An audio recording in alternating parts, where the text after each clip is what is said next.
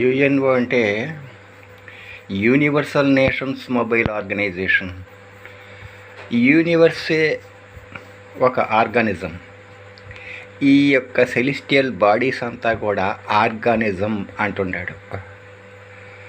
భూమి మీద ఉండేటువంటి ప్రాణుల్ని ఆర్గానిజం అని గ్రంథస్థాలు, ప్రచారాలు, విద్యా విధానం కాదు. ఇది యూనివర్స్లో ఉండేటువంటి ఆర్గానిజం అన్నప్పుడు ఈ సెలిస్టియల్స్ అన్నీ కూడా ఆర్గానిజమే అంటున్నాడు. ఆ సెలిస్టియల్స్లోనే జంతు, వృక్ష, ఖనిజ, వస్తు అనేటువంటి 4 వర్గాలుగా ఉన్నటువంటి ఆల్ సెలిస్టియల్స్ అన్నమాట. కాబట్టి ఇది ఎవరు వినరు.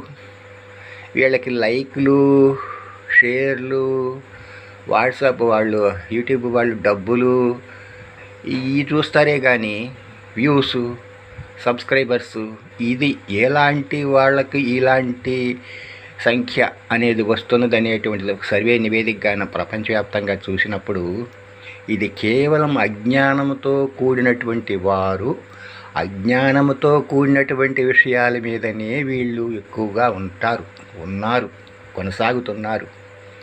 చాలా తక్కువ మంది ఆ యొక్క వర్గానికి భిన్నంగా ఉంటున్నారన్నమాట. అంటే ఇప్పుడు కొంతమంది ధనవంతులు అంటే ఏం చెప్తారు, ఐశ్వర్యం అంటే ఏం చెప్పాడు, అష్టైశ్వర్యములు అంటే ఏం చెప్పారు, ఈశ్వర ఐశ్వర్యములు అంటే ఏం చెప్పారు, ఆనంద వర్గీకరణ ఎలా చేశారు.